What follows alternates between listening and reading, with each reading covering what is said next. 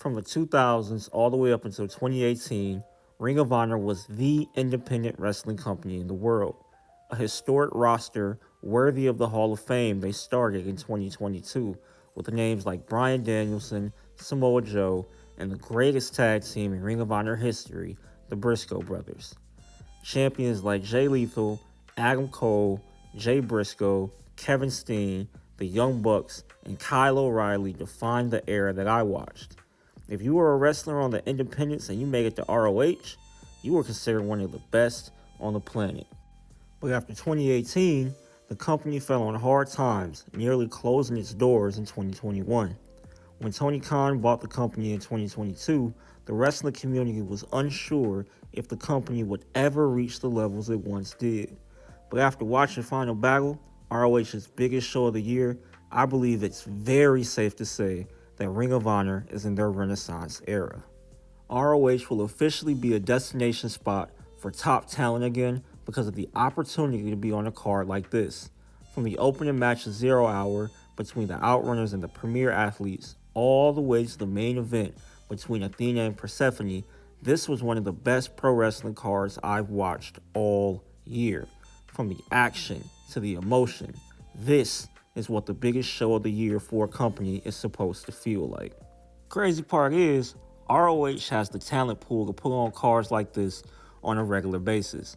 And I mean, you factor in the partnership with CMLL and Stardom, the amount of talent at Tony Khan's disposal for ROH is incredible.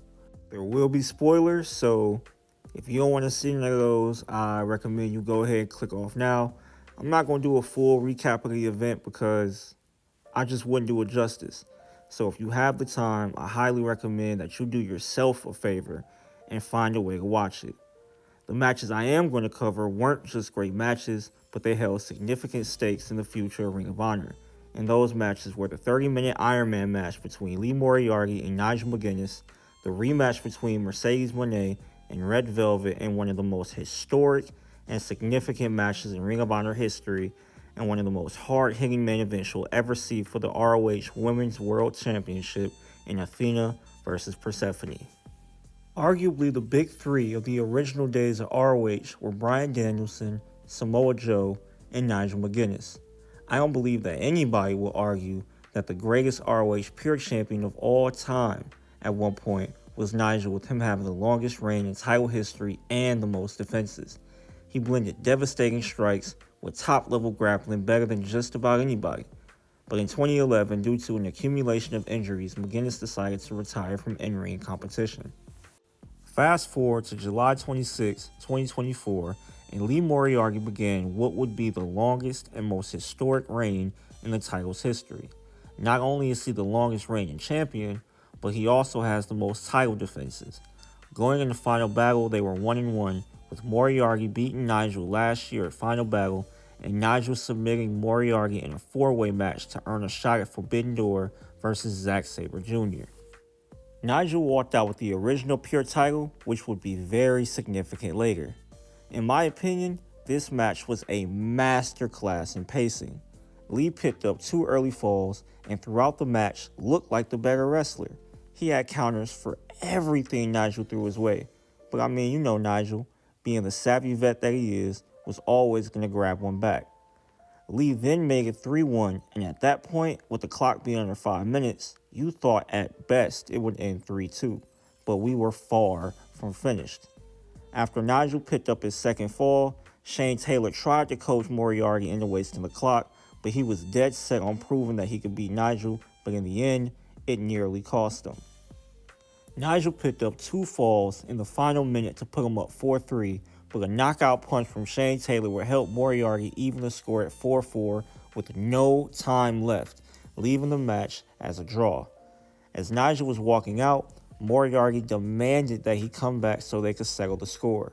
The match restarted under sudden death rules, and Moriarty would eventually pick up the biggest win of his career. Nigel handed him the original pure title, passing the torch and crowning Lee Moriarty as the best pure wrestling champion in history. Before I go any further, I have to highlight Nigel McGuinness. From believing he'd never wrestle again, to walking out at Wembley, to passing the torch to Lee Moriarty, He is everything that a pro wrestling legend is supposed to be.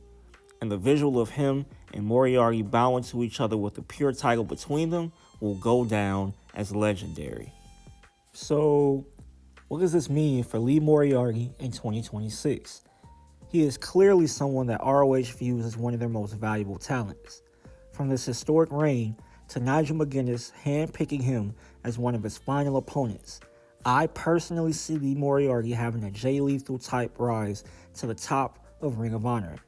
And outside of that, I see him continuing to defend his title around the world and cementing himself as arguably the best pure wrestler on the planet.